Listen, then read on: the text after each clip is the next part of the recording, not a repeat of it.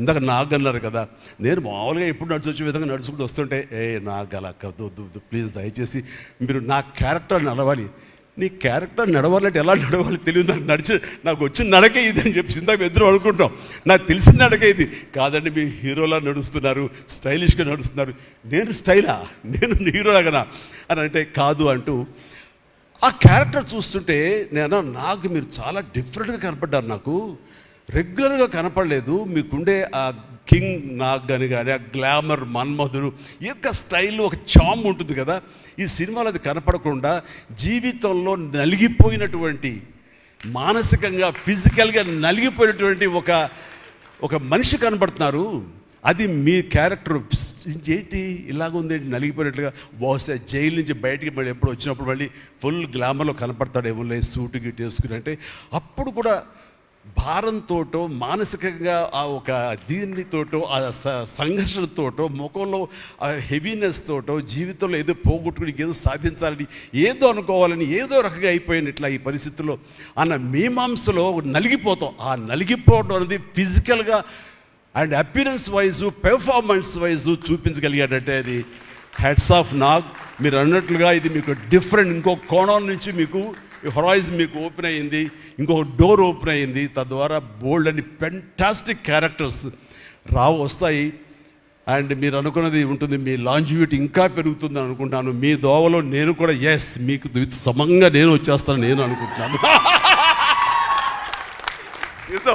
అంటే ప్రతిసారి నాకు అన్ని విషయాల్లో కూడా నాకు సోర్స్ ఆఫ్ ఇన్స్పిరేషన్ అనిపిస్తుంది. అది హెల్త్ కానివ్వండి, కంపోజ్డ్ బిహేవియర్ కానివ్వండి, ఒక ట్రాంక్విల్ ఆలోచనలు కానివ్వండి, స్థితప్రజ్ఞత కానివ్వండి, ఏం జరిగినా సరే అంటే నవ్వుకుంటూ సరదాగా ఉంటాం. ఇవన్నీ చూస్తుంటే నాకు ఎంత ప్రశాంతంగా ఉంటుంది, ఎంత మానసికంగా ఉంటుందని. సో అలాగా ఈ ప్రొఫెషనల్గా కూడా ఈ సినిమాతోటి తను వెళ్ళే దారిలో వై నాట్ నేను కూడా రేపు పొద్దున ఏదైనా అవసరం వచ్చి ఓటీటీలో ఏదైనా సినిమాలు చేయాల్సి వస్తే కనుక ఏం ప్లాన్ నార్సింగ్ నువ్వే గబుని అన్నా కదా గబుకొని రెడీ అయ్యి వచ్చే రేపు పొద్దున ఇంటికి. సో ఓటీటీలో ఏదో సినిమాలు చేయాల్సి వచ్చినా సరే, వెబ్ ఫిల్మ్ చేయాల్సి వచ్చినా సరే, దానికి కూడా మనం సమాయత్తం అవ్వాలి. దానికి నాకు ఈ రోజున నాకు తీసుకున్న నిర్ణయం నాకు కూడా ఒక ఇన్స్పిరేషన్ అనిపిస్తుంది. Sir well done. ఈ సినిమా ప్రతి ఒక్కరికి న్యాయం జరిగింది ఈ సినిమాలో. అండ్ నా డైలాగ్ నువ్వు అనిస్తావు నాకు ఇందాక నేషనల్ క్రష్, నా క్రష్ కూడా. అందుకని నేను ఆ మాట అనను కానీ అనుకుంటాను అంతే, పైకి మాత్రం నేను అనను.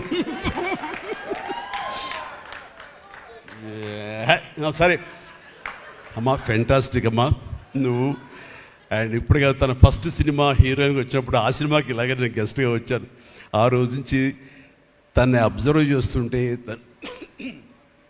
నటనా పరంగా కానివ్వండి, తన ఇమేజ్ పరంగా కానివ్వండి, day by day film after film ఎక్కడికో వెళ్ళిపోయింది. ఇది నేషనల్ క్రష్ కాదు, ఇంటర్నేషనల్ క్రష్ అయిపోయింది అమ్మాయి. అండ్ గాడ్ బ్లెస్ యూ అమ్మా. నువ్వు ఎంత బాగా పెర్ఫామ్ చేస్తావంటే నేను చూస్తుంటే నీ కళ్ళు తప్ప ఇంకేమైనా అట్రాక్ట్ చేసుకోవు, కళ్ళు ఒకలా చూస్తుంటావు నేను. అండ్ ఆ కళ్ళతో ఏమి పలికిస్తుంది ఎక్స్ప్రెషన్ అంటే ఇంకా అంత ఇంత కాదు. అండ్ ఈ సినిమాలో ఎంత నిడివి ఉంది, ఎంత లెంగ్త్ ఉంది క్యారెక్టర్ అనే దానికంటే ఎంత ఇంటెన్సిటీ ఉంది అంటే అందులో మాత్రం చూపించగలిగింది ప్రతిదీ. ముఖ్యంగా బిడ్డను హోల్డ్ చేసినప్పుడు ఆవిడ ఒక కన్న తల్లిలాగా, ఒక అమాయకంగా ఒక ప్రియుడిని మోసపోయినప్పుడు వాడి వల్ల ఎక్కేసినప్పుడు నాకు చూడాలి అందులో సౌందర్య వచ్చేసి అప్పారావు వస్తాడు ఇంకా కోసం వెయిట్ చేస్తానంటే పిచ్చమోహం అన్నట్టు ఫీలింగ్ వచ్చింది. అంత అమాయకురాలాగా ఉంది. అది మళ్ళీ ఇందులో కనిపించింది నాకు, ఆ సౌందర్య కనిపించింది ఆ క్యారెక్టర్ చేయటంలో. You done fantastic job. ఆ తర్వాత సీరియస్నెస్గా పెంచుకుంటూ, ఆ తర్వాత దేవాకి సపోర్ట్గా ఉంటూ అండ్ దేవాన్ని ఓన్ చేసుకునే విధంలో మాత్రం నీ ట్రాన్స్ఫర్మేషన్ కానీ నీ characterization well designed and well performed. Fantastic అమ్మా, ఫెంటాస్టిక్. అండ్ ఇంకా మిగతా క్యారెక్టర్స్ అందరూ అన్ని రకాలుగా అన్నీ బాగా చేసినా సరే నిజంగా చెప్తాను, హృదయానికి హత్తుకుపోయిన క్యారెక్టర్ ధనుష్. అంటే ఈ క్యారెక్టర్కి ధనుష్ తప్ప ఇంకెవరు లేరని, ఇంకెవరు చెయ్యలేరు. ష్యూర్ ఇంకొక హీరో లేడు. అంత పెర్ఫార్మ్ ఇచ్చి హీరో ఇమేజ్ ఉండి, స్టార్ ఇమేజ్ ఉండి అన్ని రకాల కాంబినేషన్లో ఉండి చేసే మనిషి అంటే the one and only star in India is Dhanush. ధనుష్ని మైండ్లో పెట్టుకుని ఈ క్యారెక్టర్ డిజైన్ చేసావా శేఖర్? లేదు, నీ క్యారెక్టర్కి అతను అనుకోకుండా సరిపోయాడా అని అంటే నాకు లేదు. నువ్వు ధనుష్ని దృష్టిలో పెట్టుకుని ఈ క్యారెక్టర్ డిజైన్ చేసేవేమో అనుకో అనిపిస్తుంది నాకు. ఎందుకంటే ఈయన సపోజ్ నేను చేయలేని Shekhar, I very sorry sir, నా ரொம்ப బిజీగా இருக்கேன், நான் பண்ண முடியாது అని சொன்னா என்ன பண்ணுவேని? ఎవరున్నారు చేయడానికి? నన్ను అడిగితే నా వల్ల కాదు, నాకు అసలు నాకు వద్దని బాబు ఈ కష్టాలు ఇవి నాకు ఇలా ఎవరు లేరు. అంత న్యాచురల్గా ఆ క్యారెక్టర్లో ఇమిడిపోయి ఆ క్యారెక్టర్ని అంత బాగా చూపించడం అన్నది దేవాన్ తప్ప సారీ ధనుష్ తప్ప ఇంకెవరు లేరు. ధనుష్ నీకు బెస్ట్ యాక్టర్ అని చాలా మామూలు అయిపోయింది. మాకు ఎప్పుడైనా వస్తే వావ్ నాకు వచ్చిందో నేషనల్ బెస్ట్ యాక్టర్ అనుకోవాలి తప్ప నేను. బట్ నీకు ఇది మామూలు అయిపోయింది. మళ్ళీ ముందస్తుగా నీకు అడ్వాన్స్గా చెప్పేస్తున్నాను, నీకు కంగ్రాట్స్, నీకు బెస్ట్ యాక్టర్ అనేది ఖచ్చితంగా రావాలి. లేకపోతే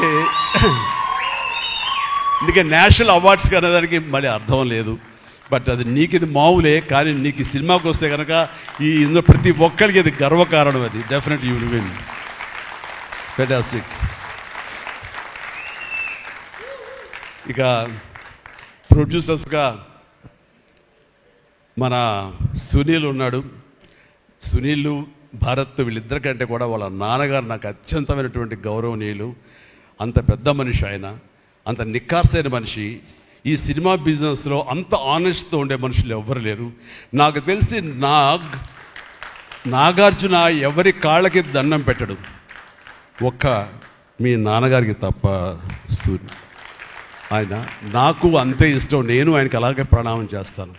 అంతటి ఇది ఆయనకు పుట్టిన బిడ్డలుగా ఆయన గౌరవాన్ని కాపాడుతూ ఆయన లెగసీని కంటిన్యూ చేస్తూ మీరిద్దరు ముందుకు వెళ్ళటం, మీరే కాకుండా థర్డ్ జనరేషన్ జాన్వి కూడా అదే దాంట్లో వెళ్ళటం అనేది జరుగుతుంది. మొన్న ఒక మాట అన్నావు, చెప్పచ్చు కదా? చెప్పనా? ఓకే సార్, మళ్ళీ మాకు సినిమా చేయాలి సార్ మీరు. వద్దులేవా, మీరు అది రకరకాలు చేసుకుంటున్నారు కదా మళ్ళీ ఎందుకు అని. సార్ మా నాన్నగారు మీ సినిమాలో డిస్ట్రిబ్యూట్ చేసి మేము బాగా డబ్బులు గడించాం సార్ అప్పుడు నైజాంలో. మీరు అప్పుడు నైజాంలో మీ సినిమాలు అంటే నైజాం కింగ్ అనుకునేవాళ్ళం మేము. ఆ తర్వాత మేము కొంచెం ప్రయత్నం చేసాం సార్, మాకు బాగానే డబ్బులు వచ్చింది సార్, కానీ అల్లు అరవింద్ గారు ఇక్కడ పెట్టేసరికి మాకు అవకాశం లేకుండా పోయింది. ఏమనట్లే ఇప్పుడు అది అది అది కట్ చేసేస్తాలే ఆ ముక్క, లేదు అది ఎడిటింగ్లో తీసేస్తాలే. అంటే సికింద్రాబాద్లో గీతార్స్ పెట్టారు కదా, అందుకే మీకు సినిమాలు రాకుండా పోయి సరే పక్కన పెట్టేద్దాం. ఆ తర్వాత మీ థర్డ్ జనరేషన్ జాహ్నవి సినిమా తీసి ప్రొడ్యూసర్గా అమ్మాయి రావాలనుకుంటుంది అనుకున్నప్పుడు I wish all the best for her. ఎప్పుడు కలుస్తాను అన్నాను. అదేదో మీరు ఇస్తే మీతోటి అమ్మాయి అడిగిన 3 జనరేషన్స్లో మా ఫ్యామిలీతోటి మంచి సంబంధం ఉన్నట్లు అవుతుంది అన్నారు. పాప మీ నాన్న అడిగారు, ఇంటికి వచ్చి చెప్పారు లేదో నాకు తెలియదు, బట్ వీఆర్ డూయింగ్.